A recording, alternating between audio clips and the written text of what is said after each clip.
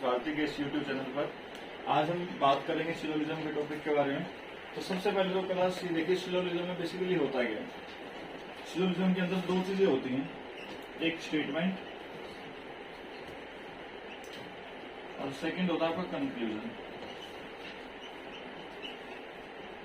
जिसको हम बोलते हैं स्टेटमेंट बोलते हैं कथन, और कंक्लूजन होता है आपका निष्कर्ष। सबसे पहले तो ये भी सिलोजिज्म के अंदर जो भी पार्ट हम लोग करेंगे उससे पहले ये चीज समझना जरूरी है कि स्टेटमेंट और कंक्लूजन बेसिकली होता है कि स्टेटमेंट आपको कही गई कोई भी बात, चाहे वो आपके पेरेंट्स कहते हैं, टीचर कहते हैं, फिर आपको कोई ऑर्डर मिलता है किसी भी गवर्नमेंट एजेंसी या प्राइवेट एजेंसी, तो सब किसमें काउंट होते हैं आपके स्टेटमेंट में। फाइनल रिजल्ट यानी आपकी जो आउटपुट रहती है वो आपका क्या कहलाता है, कंक्लूजन कहलाता है। स्टेटमेंट के अंदर देखिए आपके पेरेंट्स ने, आपके टीचर्स ने आपको कोई भी बात कही, वो आपके लिए एक एज ए ऑर्डर होता है, वो ऑर्डर भी क्या कहलाएगा, एक स्टेटमेंट कहलाएगा। आप कोई भी नया बिजनेस शुरू करते हैं और नया बिजनेस शुरू करने के लिए आप कोई भी एडवर्टाइजमेंट करते हैं, तो प्लस वो एडवर्टाइजमेंट भी क्या होती है बेटा, स्टेटमेंट। बिजनेस शुरू करने से पहले आप किसी से अगर कोई एडवाइस लेते हो, वो एडवाइस भी क्या होती है, स्टेटमेंट होती है।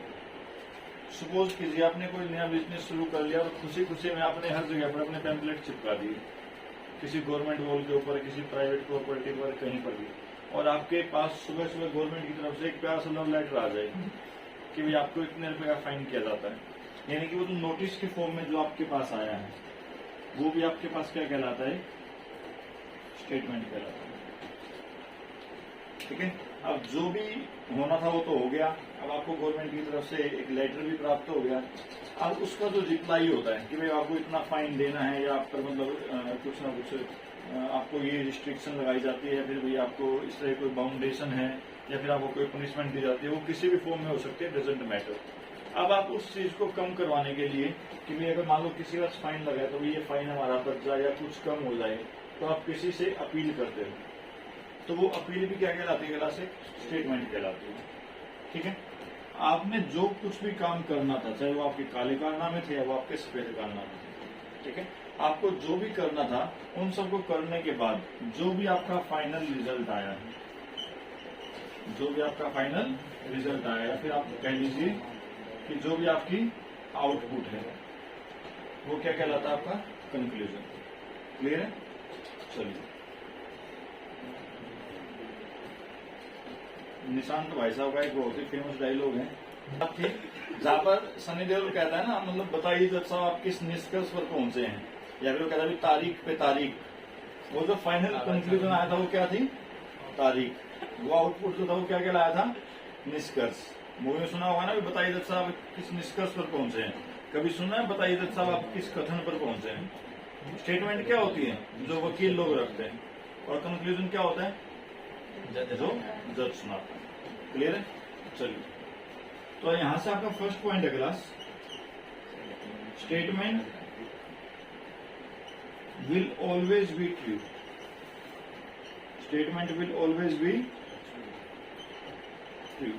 और आपका जो कंक्लूजन है will always depend on, conclusion will always depend on statement.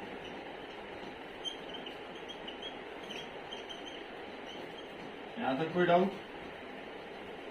Clear है? चलिए, अब देखिए स्टेटमेंट तीन तरह की होती है। पहली जतिन टाइप, यानी कि भाई जहां पर सारी बातें पॉजिटिव हो। ठीक। सेकंड होती है निखिल टाइप, जहां पर सारी बातें नेगेटिव हो। ठीक है। थर्ड होती है निशांत टाइप, भाई जहां पर कुछ पॉजिटिव हो और कुछ नेगेटिव हो। तो उन्हीं के बारे में बात करेंगे। ठीक है। स्टेटमेंट की फर्स्ट टाइप, जहां पर सारी स्टेटमेंट पॉजिटिव हो, if all the statements are positive,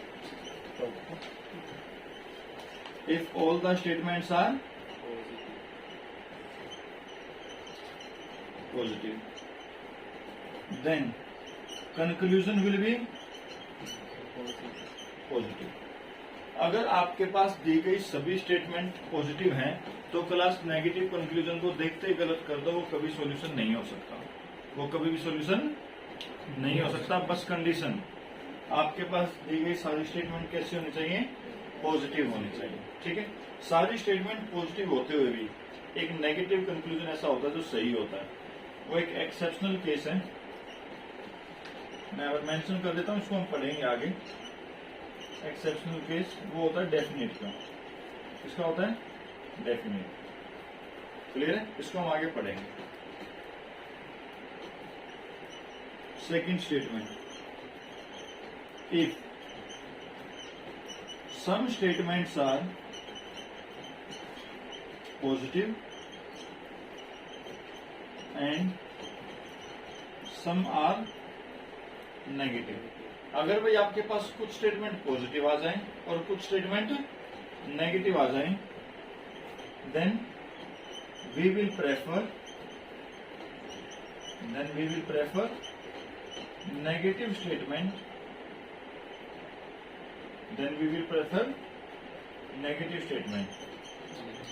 according to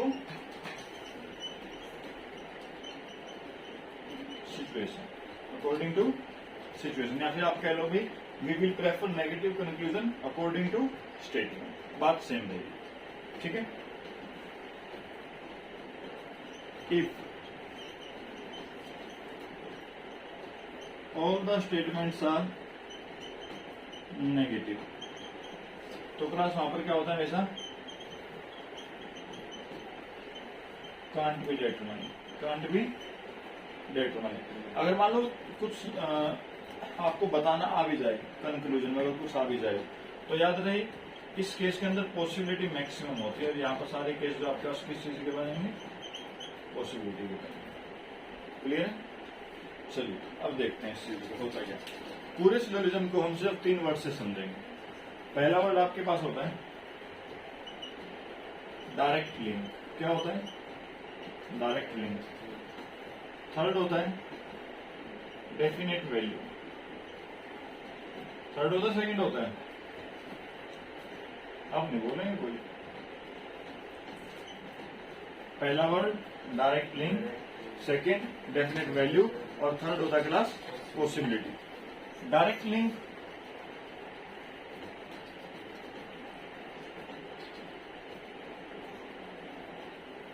का मतलब क्या होता है क्लास, अगर आप किसी के बारे में डायरेक्ट जानते हो, तो उसके बारे में हमेशा डेफिनेट बात ही होती है, वहां पर कभी भी पॉसिबिलिटी नहीं होती। अगर आप किसी के बारे में नहीं जानते तो आप कभी भी उसके बारे में डायरेक्ट बात नहीं बता सकते, वहां पर हमेशा क्या होती है, पॉसिबिलिटी। ठीक है, फॉर एग्जाम्पल अपनी क्लास से ले लेते हैं। ठीक है, जिन 3 बच्चों का नाम पहले बताया था, उन तीनों का इससे कोई लेना देना नहीं है। ठीक है, मैं अपने रेफरेंस से बता देता हूँ। सपोज कीजिए जब मैं आप लोगों की क्लास में फर्स्ट टाइम आया, तो क्या आपको पता था भी मैं रीजनिंग पढ़ाता हूँ? नहीं हो सकता।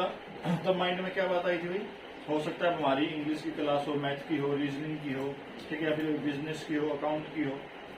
बाकी भाई मेरे जैसा कोई टीचर हो गोल मटोल रीजनिंग से अलग कोई पढ़ाए, ऐसा पॉसिबल तो है नहीं।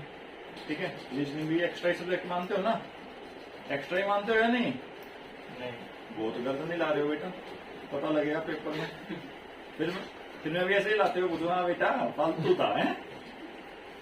चलिए, तो क्या था भाई, जब फर्स्ट टाइम आए आप मेरे बारे में डायरेक्ट नहीं जानते थे, तो ऑब्वियस आपको मेरे सब्जेक्ट के बारे में भी नहीं पता था। वहां पर बातें क्या थी भाई, हो सकता है ये सब्जेक्ट पढ़ाते हो। जब मैं नेक्स्ट डे आपकी क्लास में आया, तब तक आपको मेरे बारे में डायरेक्ट पता लग चुका था। तब आप लोग क्या कहोगे, अब हमारी रीजनिंग की क्लास है, या हो सकता है हमारी रीजनिंग की क्लास है? क्या बोलोगे? है। अब हमारी रीजनिंग की क्लास है। वहां पर क्या था, definite value. Definite value in the sense जहां पर श्योरिटी होती है। क्लियर है? पॉसिबिलिटी, पॉसिबिलिटी जो चीज है, पॉसिबिलिटी किसको कहते हैं निखिल? किसको कहते हैं पॉसिबिलिटी? भावना। कौन है भावना? कौन है? मैं तो संभावना भी आता। अच्छा, संभावना कह रहे हो? कौन है संभावना? वो बोर्ड तरीका से। अच्छा, बोर्ड वाली पॉसिबिलिटी और संभावना बोल रहे हो क्या? चलो, पॉसिबिलिटी रेफरेंस कौन से होते हैं? हाँ जी, कौन कौन से होते हैं? पहला होता है आइदर और सेकंड कौन सा होता है? नाइदर और नो रहेगा। याद रहे ये हमेशा केस को डिनाई करने के लिए यूज होता है, श्योरिटी होती है। नाइदर नोर मतलब क्या होता है, ना ही तो एक और ना ही दो, ये श्योरिटी है। आइदर और मतलब क्या होता है, या तो एक या फिर दो, ठीक है। पॉसिबिलिटी होती है कब, देखिए जब एक ही बात को पॉजिटिव और एक ही बात को नेगेटिव कहा जाए और दोनों ही नाम क्या आ जाए, हाँ भाई बोथ एंटिटी आर कॉमन, दिए गए दोनों ही नाम क्या आ जाए, कॉमन आ जाए, तो उनके बीच में हमेशा क्या होती है, क्या होती है, पॉसिबिलिटी होती है। क्या होती है, संभावना। इसका एक एग्जांपल बताता हूँ। तुम लोगों की डेली रूटीन लाइफ में घटित होता है, जब पेपर होते हैं, ध्यान से सुनना। एग्जाम दे के आते हो और घर पे आते तो पेरेंट्स पूछते हैं बेटा पेपर कैसा हुआ, 1 नंबर, पता तुम्हें भी है होता है ना, बेटा पेपर कैसा हुआ, बहुत बढ़िया, 80%, 90% ऐसे आएंगे, पता तुम्हें भी आने भाई 30% है, पता होता है ना। सिर्फ तो वहां पर झूठ क्यों बोला जाता है, ताकि आने वाले 2 महीने खुशी से बीत जाए, पता जिस दिन रिजल्ट आएगा उस दिन तो खुदाई होनी है, होता है ना, क्या नहीं होता। अब देखो पेपर देके आए, पेपर लेंथी था, घर पे आते तुम्हें सांत्वना पुरस्कार दे दिया, हाँ भाई बहुत अच्छा हुआ ये और वो, पेपर लेके टीचर के पास जाते हो, टीचर कहता है पेपर लेंथी था, मार्किंग लूज होगी, एक आशा ही किरण उठती है, हाँ मैं पास हो सकता हूँ। कभी तभी कोई दूसरा मेजर निकम्मा टीचर आ जाए, पेपर लेंथी था तो क्या हुआ, मार्किंग लूज होने क्या मतलब है, एक बार तो पता है सोचता है इसका मर्डर कर दूं, बीच में बोल क्यों रहा है होता है ना, वहां पर एकदम से। मगर मुद्दा क्या है, पेपर का मुद्दा क्या है, अब वहां पर आप पास हो भी सकते हो और, ठीक है। अब देखो आपने देखा होगा घर पर कई बार मम्मी लोग हाँ मम्मी लोग माइंड फ्रेश करने के लिए बच्चों की धुलाई करना शुरू कर देते हैं, होता है ना। और उसका एक फायदा तो बहुत होता है, काम करने की स्पीड 10 गुना बढ़ जाती है। सपोज करो मम्मी बर्तन मान रही है, घर में झाड़ू पोछा लगा रही है, बच्चे परेशान कर रहे हैं, पता लगे किचन से भाई कहीं से चिमटा आ रहा है, कहीं से बेलन आ रहे हैं, और फिर वो काम करने की स्पीड बढ़ जाती है, आराम को निकल में काम नहीं करने देते, ये और वो, मतलब जो पूरी सिंक बर्तनों की भरी होती है 2 मिनट में साफ हो जाती है उस दौरान गुस्से में। और जब उसको मतलब कभी दे थप्पड़ उससे पूछते बताने कम में काम फिर से करेगा, बच्चा क्या करता है ऐसे कहता है मम्मी देख लिया तो नहीं करूंगा, नहीं देखा तो एक बार फिर से करूंगा, ऐसा ही होता है ना। मतलब जब काम करने की भी और ना करने की भी दोनों ही प्रोसेस एक साथ क्रिएट हो जाए, वहां पर हमेशा क्या कहलाती है, ठीक है भाई, हो सकता है काम कर भी सकता हूँ और देख लिया तो नहीं भी करूंगा, मैं पास हो भी सकता हूँ और क्लियर है कोई डाउट, चलिए तो एक बार इसका नोट करो फिर आगे चलते हैं। पहला वर्ड होता है क्लास ऑल, सेकंड वर्ड होता है सम, और थर्ड वर्ड तुम्हारे पास होता है क्लास नो। ऑल का मतलब होता है भी कोई भी वैल्यू अगर आपके पास है तो वो 100% रहेगी, और इसके अंदर गिवन सभी वैल्यू कैसी होती है बेटा, पॉजिटिव होती है, ठीक है। नो का मतलब होता है सारी वैल्यूज कैसी, नेगेटिव, परसेंटेज पॉसिबिलिटी कितनी रहेगी, 0%, ठीक है। अब भी टोटल हम अगर मान लो हमारे पास कोई भी काम है या अगर हम किसी भी वैल्यू को मानते हैं तो हम हमेशा उसको 100% मानकर चलते हैं। उस 100% में से 100% वैल्यू किसके लिए साइन हुई, ऑल के लिए, 0% वैल्यू किसके लिए साइन हुई, नो के लिए, बाकी जो वैल्यूज बची है 1 to 99%, वो सारी वैल्यूज किसके लिए काउंट होगी, सम के लिए। इसके अंदर क्लास भाई some values are positive and some values are negative, ये दोनों ही केस बनते हैं, क्लियर है। सेकंड, जहां पर भी बात ऑल की हो, ऑल में जहां पर हमारे पास जो परसेंटेज वैल्यू रहती है वो 100% रहती है, तो वहां पर पॉसिबिलिटी नाम की कोई चीज नहीं होती। क्यों नहीं होती, क्योंकि जहां पर भी वैल्यूज आपके पास 100% हो तो वहां पर सारी चीजें एक दूसरे से इंटरकनेक्टेड रहती है, चाहे वो ए का रिलेशन बी से हो या बी का ए से हो या बी का सी से हो, क्लियर है। चलिए नो 0% का मतलब होता है जहां पर किन्हीं भी दो एंटिटी के बीच में कोई रिलेशन नहीं रहता, और जिनके बीच में कोई रिलेशन ना हो तो उनके बीच में हम कभी भी डायरेक्ट वैल्यू असाइन नहीं कर पाते हैं। तो नो का एक जो केस हमारे पास है इस केस में हमेशा मैक्सिमम पॉसिबिलिटी रहती है बस। अगर कोई आपसे नॉर्मली पूछ भी ले इंटरव्यू के दौरान कि भाई बताइए सिलोजिज्म के अंदर मैक्सिमम पॉसिबिलिटी किस केस में होती है, तो वो हमेशा नो के केस में होती है। क्लियर? सम, जहां पर भी कुछ वैल्यूज पॉजिटिव और कुछ वैल्यू नेगेटिव होती है। पॉजिटिव नेगेटिव का मतलब ये नहीं क्लास कि वहां पर हमेशा आपके पास डायरेक्ट ये लिखा होगा भी this values are positive and this values are negative, ऐसा कुछ नहीं है। पॉजिटिव नेगेटिव का मतलब होता है कि किन्हीं भी दो एंटिटी के बीच में जब रिलेशन आपको बताया हो तो वहां पर रिलेशन बताया तो उनके बीच की जो वैल्यू है डायरेक्टली असाइन हो जाएगी, और अगर रिलेशन नहीं है तो उन्हीं दोनों एंटिटी के बीच में पॉसिबिलिटी आ जाएगी। तो इनके बीच सम के केस में पॉसिबिलिटी होती है, बट वो अकॉर्डिंग टू सिचुएशन यानी कि अकॉर्डिंग टू स्टेटमेंट डिपेंड करता है कि भाई नेगेटिव रिलेशन किन के बीच में है और पॉजिटिव रिलेशन किन दो एंटिटीज के बीच में है। अभी हम इन तीनों ही स्टेप्स को अकॉर्डिंग टू वेन डायग्राम समझते हैं। सपोज कीजिए मैं आपको कह देता हूं ऑल ए आर बी, मैं आपको बोल देता हूं all B are C and all C are D.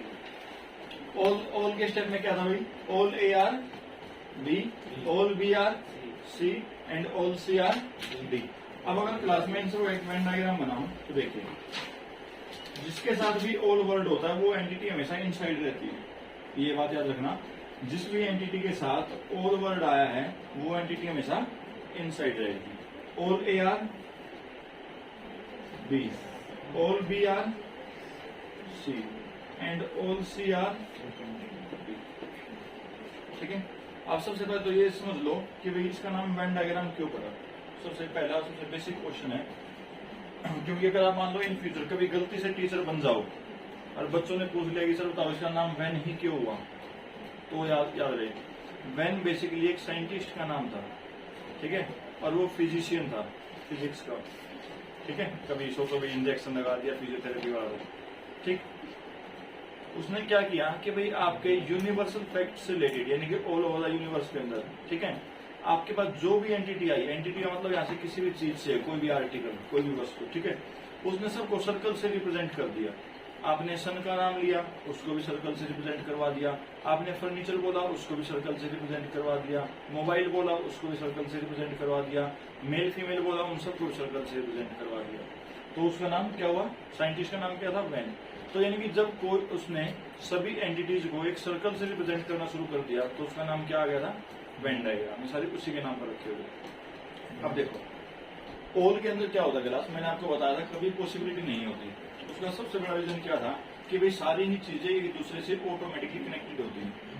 ठीक है, और वो कनेक्टेड किस तरीके से होती है? देखो यहाँ पर उसने आपको क्या गिवन है? All A are B. भाई ए का रिलेशन जो है किससे है और बी का रिलेशन किससे है? अब आप इस वेन डायग्राम में देखो, ए जो है वो इंटरनल एंटिटी है, ए के बाहर क्या है? बी। तभी तो आपने ये बोला है कि भाई ए का ये जितना भी एरिया है, ये वाला जो भी पोर्शन है वो सारा क्या है? B. All B are C. देखो बी अंदर आ गया और सी बाहर आ गया। अगर ये सारा ही बी जो है, अगर क्लास ये सी है, तो भाई बी के अंदर रखे हुए जितने भी ए है वो सब भी क्या हो जाएंगे? सी। अब देखो क्या ए और सी में क्या कोई डायरेक्ट लिंक था? नहीं था ना। ए और सी में कोई डायरेक्ट लिंक नहीं था, मगर एक जो इनके बीच में जो एक कॉमन इंटरफेस का काम कर रहा था, कौन? बी। उसकी वजह से उन दोनों में एक लिंक बन गया ना। चाहे आपके पास डायरेक्ट लिंक हो या इनडायरेक्ट लिंक हो, अगर कोई भी दो एंटिटी जहां पर सारे केस पॉजिटिव हो, जहां पर सारे केस पॉजिटिव हो और उनके बीच में चाहे डायरेक्ट लिंक हो चाहे इनडायरेक्ट लिंक हो, अगर आप वहां पर कभी भी पॉसिबिलिटी के बारे में बात करोगे तो वहां पर वो पॉसिबिलिटी अगर नहीं होगी। क्लियर है? क्योंकि अगर आपके पास किसी भी एंटिटी के बारे में डायरेक्ट लिंक गिवन है तो उसके बारे में हमेशा ही डेफिनेट वैल्यू होगी, वहां पर कभी भी पॉसिबिलिटी नहीं आ सकती। क्लियर है? अब देखो सुबह सबके घर पर दूध वाला दूध देने के लिए आता है ना, शाम को जब भी आता है। अब उसके पास तो 50 किलो के बड़े बड़े ड्रम होते हैं, बाहर से तो साधु देख सब लेके आता है। जब वो आपके घर पे आता है तो आपके घर के लिए अलग से बर्तन में 1-2 किलो 2.5 किलो जो भी आपकी लिमिट होती है उसके अकॉर्डिंग दूध लेके आता है। ऐसा तो नहीं होता भी वो 50 लीटर के उस ड्रम को अपने कंधे पे रख के लाता और लो जी आप अपना दूध ले लो, ऐसा तो नहीं होता। यानी कि जब दूध वाला बाहर से कोई भी सामान लेके आया तो वो सारा ना लाकर कुछ लेके आता है, कुछ ही तो लेके आता है। क्या वो 50 लीटर ड्रम तो उठा के लाता नहीं, उसके पास 5 या 7 लीटर की 10 लीटर की जो भी छोटी डोली होती है वही तो लेके आता है। चलिए अब देखिए, अब आपको जितना भी दूध लेना है, जब आप घर के अंदर से बाहर की ओर आते हो, जब आप घर के अंदर से बाहर की ओर आते हो, यानी जब आप दूध लेने के लिए बाहर आते हो, तो मान लो अगर आपको 2 किलो दूध लेना, तो आप 2 किलो का एक बर्तन लेके आते हो ना भाई, जब सारा ही सारा दूध उसमें आ जाए। यानी कि जब आप अंदर से बाहर की ओर आए तो रिलेशन किस में आया? ओल में हो सकता है। तो यानी कि रिलेशन ओल के साथ किस में आ सकता है? सब में भी हो सकता है। निशान से भी कोई ऊपर वाला हो, बर्तन ना मिले तो भाई थाली हुई, गिलास हुई, चम्मच इसमें मर दे, ऐसा भी हो सकता है। तो कहने का मतलब क्या होता है कि भाई जब आप घर के अंदर से बाहर की ओर आते हो तो दूध रखने के लिए, मान लो कोई भी सामान लेने के लिए आप कोई ना कोई एक बर्तन ऐसा लेके आते हो जिसमें वो सारी चीजें आ जाए। तो यानी कि जब आप अंदर से बाहर की ओर जाओगे तो रिलेशन ओल में भी रहेगा और सम में भी। बट जब आप बाहर से अंदर की ओर जाओगे तो रिलेशन हमेशा किस में रहेगा? सम में। तो यहाँ से क्या चीज आई कि भाई ओल वर्ड जो है हमेशा किस में कन्वर्ट होता है? सम में। अंदर के अंदर बात करोगे तो ओल, जब बाहर से अंदर की ओर बात करोगे तो सम। अब देखिए कंक्लूजन किस टाइप से बनते हैं। कंक्लूजन देखिए, मैं आपको कहता हूं ओल DRE, मैं आपको कहता हूं ओल ARD, और एक मैं आपको कहता हूं सम DRE। ठीक है, अब आपको कुछ नहीं करना, जो वेन डायग्राम मैंने आपको बताया है, रिलेशन देखना है कि भाई अब आप अंदर से बाहर की ओर आ रहे हो या बाहर से अंदर की ओर जा रहे हो। देखिए ओल DRA, D कहां पर है? बाहर आ गया। और A कहां है? अंदर। अब आप बाहर से अंदर की ओर आ रहे हो ना, जब बाहर से अंदर की ओर आते हो तो रिलेशन किस में आता है? यहाँ पर रिलेशन किस में बताया गया है? क्या ये कंक्लूजन सही है? ठीक है। ओल AR, A कहां पर है? D कहां है? जब आप अंदर से बाहर की ओर जाते हो तो रिलेशन किस में आता है? और दोनों में आता है। तो भाई ये रिलेशन कैसा है? ये क्या है? सम DR। D कहां है? A कहां है? और जब बाहर से अंदर की ओर आते हैं तो रिलेशन किस में आता है? यहाँ पर रिलेशन किस में है? वैल्यू सही है। ठीक है, अब देखिए फोर्थ कंक्लूजन, ध्यान से देखना। सम DR नोट A,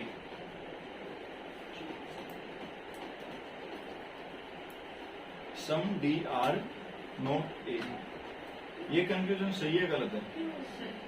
सही है, वेरी गुड। क्या है? ऐसे जो तुम्हारा सही है, बताओ ये सही है गलत है? गलत है सर। चलिए, अगर गलत है तो क्यों गलत है, सही है तो क्यों सही है? क्योंकि सर डी से ए की तरफ तो सम ही आता है सर। तो इसमें भी तो सम है, यहाँ पर और लिखा होगा, मेरे यहाँ पे नोट लिखा है। तो है तो सम ही।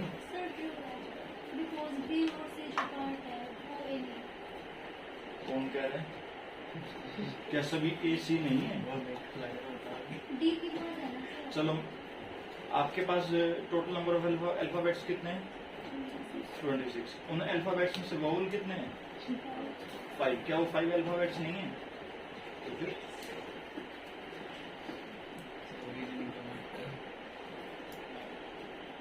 बता मेरे आजाद भारत के समझदार भारतीय। हाँ,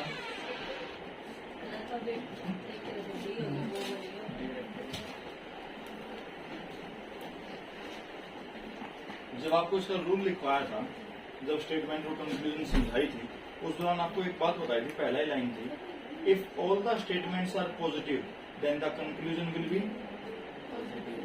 बताया था कि भाई अगर आपके पास सारी ही स्टेटमेंट पॉजिटिव है, क्या आपके पास यहाँ पर किसी भी स्टेटमेंट में नेगेटिव वर्ड दिया हुआ है? नो वर्ड दिया हुआ है? नहीं ना। अगर आपके पास गिवन सभी स्टेटमेंट पॉजिटिव हैं तो कंक्लूजन भी कैसा होगा? और मैंने आपको स्पेशली बताया कि भाई अगर आपके पास सारी स्टेटमेंट पॉजिटिव हैं तो नेगेटिव कंक्लूजन को देखते गलत कर दो, वो कभी सॉल्यूशन। सिर्फ एक एक्सेप्शनल केस ऐसा होता है जहां पर सारी पॉजिटिव स्टेटमेंट होने के बावजूद भी आपके पास नेगेटिव कंक्लूजन सही होता है, और वो एक्सेप्शनल केस कौन सा था? डेफिनेट। कौन सा था? श्योर है? कोई डाउट? अब देखिए,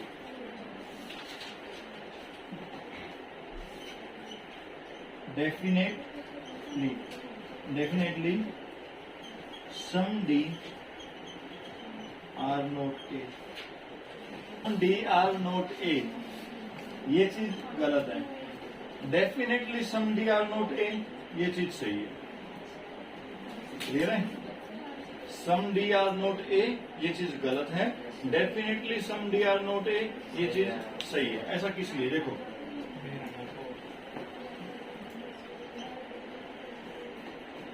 ये ए है और ये हमारे पास क्या है? डी।